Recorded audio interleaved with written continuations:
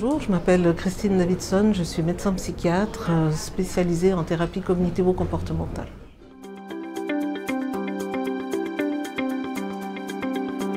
D'abord, il faudrait définir un peu le terme puisque un enfant différent peut être défini comme un enfant qui présente des particularités de comportement ou de développement qui diffèrent de ce qu'on pourrait attendre des enfants de la même tranche d'âge.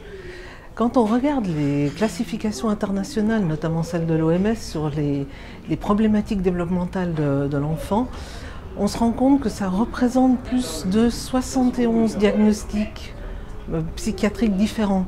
Donc c'est très fréquent comme problématique.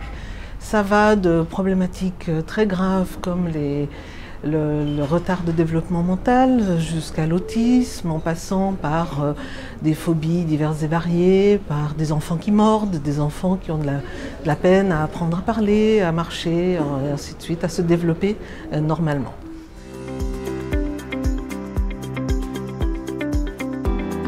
Donc effectivement, la question va être là de former les intervenants en crèche, puisque le dépistage précoce va être particulièrement important pour intervenir le plus vite possible et aider ces enfants à rattraper les retards éventuels de développement qu'ils pourraient avoir ou les troubles de comportement qui vont poser problème à l'enfant et dans sa relation avec les autres enfants.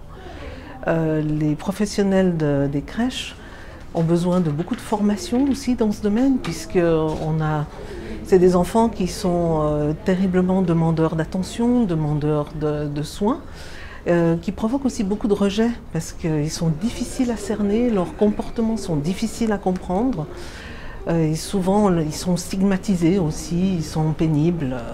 Et donc du coup, c'est vrai que plus on a de formation dans ce domaine, plus on va pouvoir intervenir de façon adéquate envers l'enfant.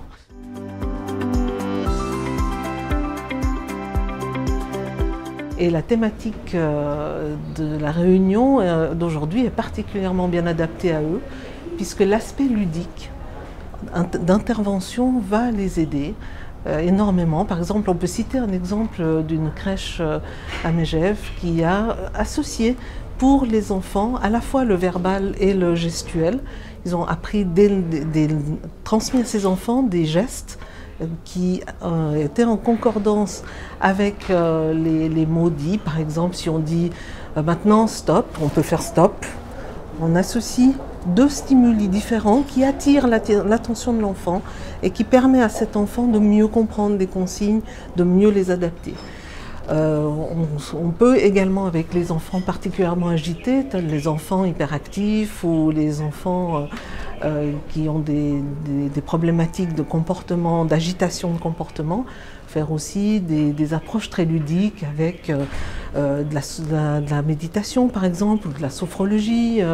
Il y a notamment des petits contes pour enfants, notamment je pense à Kiko le koala, où l'enfant apprend à se calmer, il ébouriffe ses oreilles, il enlève le sable, il se pose, et il enlève le sable sur ses bras et ainsi de suite. Et donc ça apprend aussi à l'enfant à se poser, à se calmer. Et je pense que tout l'aspect ludique va être extrêmement important dans l'intervention pour aider ces enfants à mieux communiquer, à gérer leurs troubles de comportement, à gérer leur émotionnalité.